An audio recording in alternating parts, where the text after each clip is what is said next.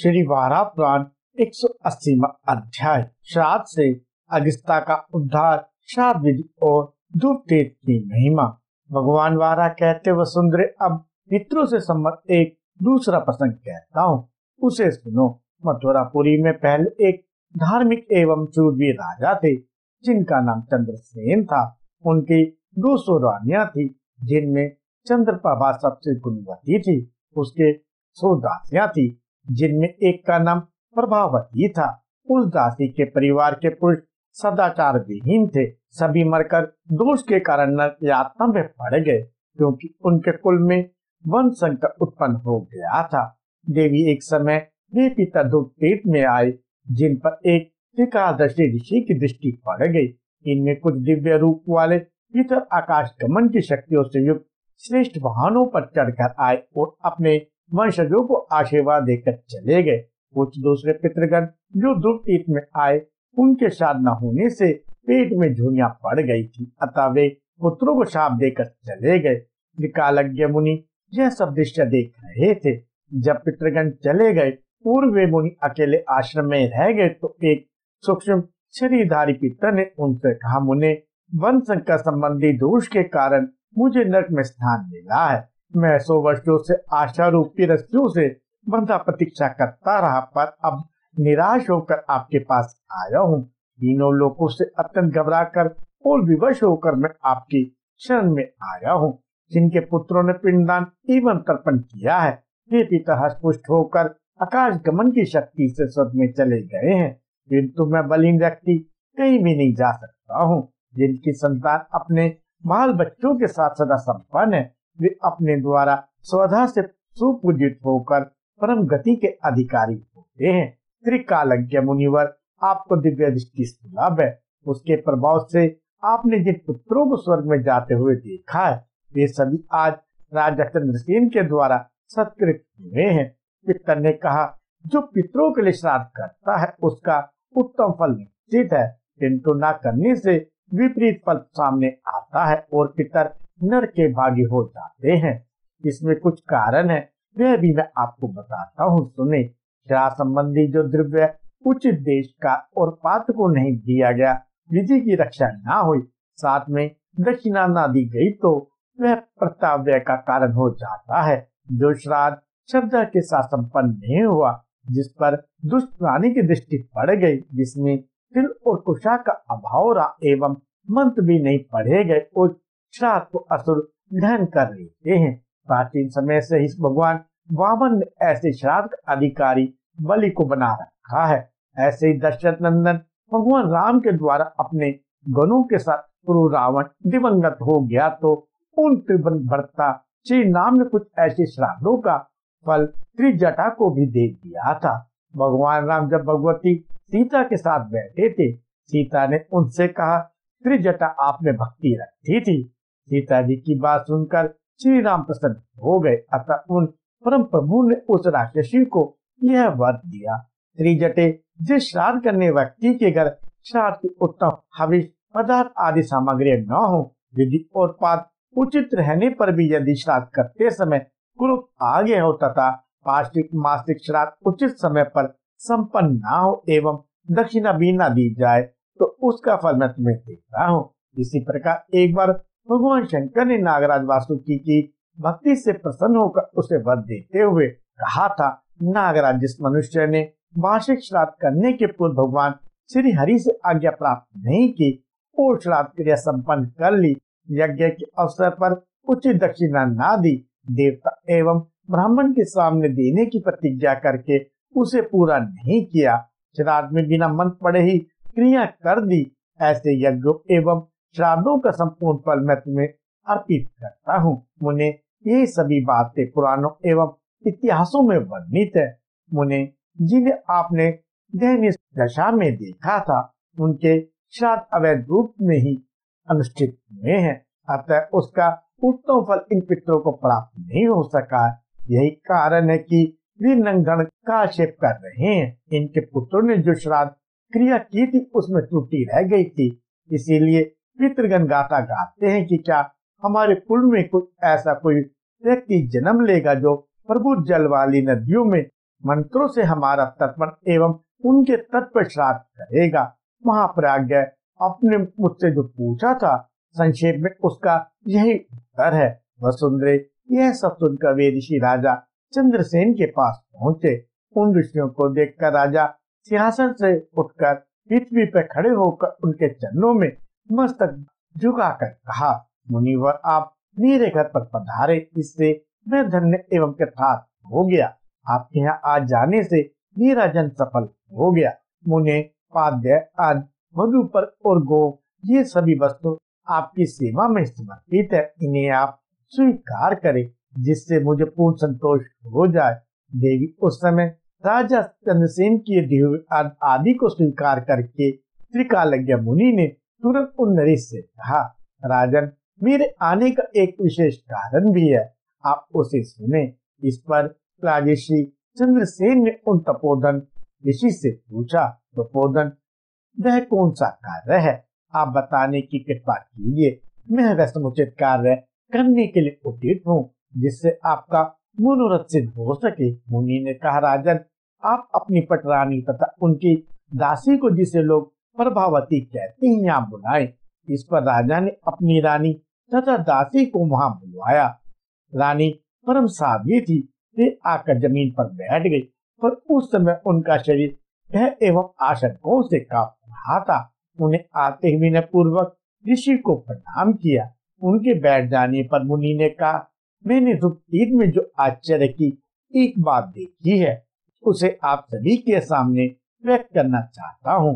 वह बात यह है कि आज प्राणियों के पितृगण धूपदीप में उपस्थित हुए थे।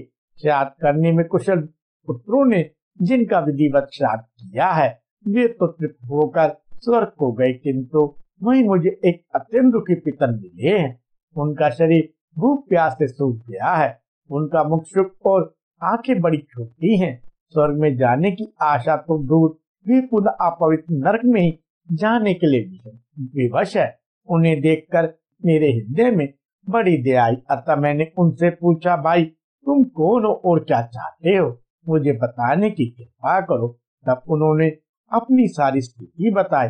उस समय उनकी सारी बात सुनते ही करुणा से मैं विवश हो गया हूँ।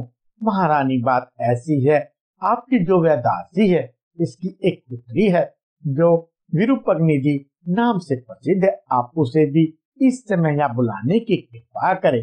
वसुंधरे इस प्रकार मुनिवर त्रिकालज्ञ की बात सुनकर महाराजा चंद्रसेन की रानी ने उसी क्षण उस दासी पुत्री को बुलाने की आज्ञा दी। उस समय वह मद्यपान कर उन्मत्त हो रही थी। इसी प्रकार राजसेवकों ने उसे संभाल कर हाथ में पकड़े हुए वहां लाकर उन मुनि के पास उपस्थित किया। मुनि धर्म के पूर्ण ज्ञाता थे। मत के प्रभाव से विषित चित्त वाली उस दासी को देखकर उन्होंने उससे पूछा, अरे तुमने पितरों के लिए पिंडदान तथा जल से सौदा कहकर तर्पण किया है अथवा नहीं? ऐसा जान पड़ता है कि तुमने पितरों को मुक्त करने वाले पिंड एवं तर्पण की विधियां संपन्न नहीं की हैं। वसुदेव इस पर उस दासी ने उन मुनि से कहा, मैंने ऐसी कोई भी विधि संपन्न नहीं की है। मैं तो यह भी नहीं जानती कि कौन मेरे पितर है और उनके लिए कौन सी क्रिया करनी चाहिए। पृथ्वी फिर तो ऐसी बात कहने वाली उस दासी से उन त्रिकालज्ञ मुनि ने कहा, आज इस नगर के महाराज महारानी और यहाँ के निवासी सभी सज्जन पुरुष धूपदीप में पधारे। वहाँ पितरों के लिए पुत्रों द्वारा किए गए श्राद्ध की महिमा का फल आप लोगों के सामने सुस्पष्ट हो जाएगा। यह सुनकर सभी नगरवासी तथा जिनकी श्राद्ध करने में कौतूहलवश भी प्रवृत्ति न थी, वे सभी अधिकारी ब्राह्मण भी धूपदीप में गए। वहां जाने पर सबकी दृष्टि उन संतान द्वारा सत्कृत एवं अस्त व्यस्त प्राणी पर पड़ी। बेचारे को शुद्ध मच्छर जैसे जीव चारों ओर से घेरे हुए थे, साथ ही वह भूख से भी अत्यंत व्यथित था। उस समय त्रिकालज्ञ ने कहा, देखो ये स्त्रियां तुम्हारी संतानों से उत्पन्न है, तुम परिपुष्ट हो जाओ। इतना राजा की कृपा से इनका यहाँ आगमन हुआ है। तब पितर बोला, यह दास इस धूपदीप में पहले स्नान करे, फिर वेद में निर्दिष्ट कर्म से तर्पण करे। तदंतर प्राचीन ऋषियों ने जो विधि बताई है उसके अनुसार यह पिंडदान आदि श्राद्ध कर्म करे। सभी कर्मपात्र चांदी के हो, साथ में बस और चंदन रहना आवश्यक है। फिर भक्ति पूर्वक पिंडार्चन करके पितरों की पूजा करें। आप सभी सज्जन यहीं रहे और इसका परिणाम तत्काल देख लें। मैं परम सुख से संपन्न हो जाऊंगा। इस विधान से इस संतान के द्वारा मेरा श्राद्ध कराना आप सभी की कृपा पर निर्भर है। वसुंधरे रानी चंद्रप्रभा अगस्त्य की बात सुनकर दासी के द्वारा उस प्राणी का श्राद्ध कराने में तत्पर हो गई। उस श्राद्ध में बहुत सी दक्षिणा दी गई। रेशमी वस्त्र, धूप, कपूर, अगरू, चंदन, तेल और अनादि विविध वस्तुएं पिंडदान के अवसर पर काम में लाई गई। फलस्वरूप श्राद्ध एवं पिंडदान का क्रम समाप्त होते ही वह विकृत दशा वाला अगस्ती ऐसा बन गया मानो कोई देवता हो। उसका शरीर परम तेजोमयी हो गया। पार्श्ववर्ती जो भंशक थे उनकी आकृति भी वैसे ही परिवर्तन हो गया। अब उनसे गिरा हुआ वह प्राणी ऐसी असीम शोभा पाने लगा मानो यज्ञ में दीक्षित कोई पुरुष अंत में अमृत स्नान से संपन्न हुआ हो। उस समय स्वर्ग से इतने दिव्य विमान आए थे कि आकाश ढक गया। अब अगस्ती आदि सभी बोले, महानुभवो, हम लोग बलि भांति तृप्त हो गए हैं, अतः अब परम धाम में जाते हैं। दो तीर्थ की जय महिमा मैंने आपके सामने प्रकट कर दी। महामुनि, मेरे कहने की बात ही क्या है, आप सबने स्वयं भी इसकी महिमा देख ली। हमारा उद्धार होना नितांत असंभव था, किंतु आपकी कृपा से हमने इस दुस्तर पाप पुण्य को पार कर लिया। पृथ्वी अब अगस्ती नाम का प्राणी मुनिवत त्रिकालज्ञ राजा चंद्रसेन, रानी चंद्रप्रभा, उपस्थित जनता, दासी प्रभावती तथा उसकी पुत्री को इस प्रकार की बातें सुनाकर तथा आप सभी लोगों का कल्याण हो इस प्रकार कहता हुआ अपने सहचरों के साथ उत्तम विमान पर चढ़कर स्वर्ग के लिए प्रस्थान कर गया। भगवान वारा कहते हैं, भद्रे, इसके पश्चात महाराज चंद्रसेन उस तीर्थ की महिमा देखकर महर्षि त्रिकालज्ञ को प्रणाम कर अपने पुरजनों सहित नगर को लौट गए। पृथ्वी मथुरा मंडल के अंतर्गत तीर्थों का महात्म्य मैंने तुम्हें सुनाया। यह तीर्थ ऐसा शक्ति संपन्न है कि जिसका स्मरण करने से भी मनुष्य के पूर्व जन्म के पाप नष्ट हो जाते हैं। जो पुरुष ब्राह्मणों की सनिधि में बैठकर इस प्रसंग को पढ़ता है, उसने मानो ज्याशेत में जाकर अपने पितरों को तृप्त कर दिया। महाभागे जिसकी व्रत में आस्था न हो, इस प्रसंग को सुनने में उदासीन हो तथा भगवान श्री हरि की अर्चा से विमुख हो, उसके सामने इसका वर्णन नहीं करना चाहिए। यह प्रसंग तीर्थों में परम तीर्थ, धर्मों में श्रेष्ठ धर्म, ज्ञानों में सर्वोत्कृष्ट ज्ञान एवं लाभों में उत्तम लाभ है। महाभागे जिनकी भगवान श्री हरि में सदा श्रद्धा रहती है तथा जो पुण्य आत्मा पुरुष है, उनके सामने ही इसका प्रवचन करना उचित है। सुख जी कहते, ऋषियों, भगवान वारा की यह वाणी सुनकर देवी धरणी का मन अत्यंत आश्चर्य से भर गया। अब उन देवी ने प्रसन्नता पूर्वक प्रतिमा की स्थापना के विषय में प्रभु से पुनः प्रश्न करना आरंभ किया।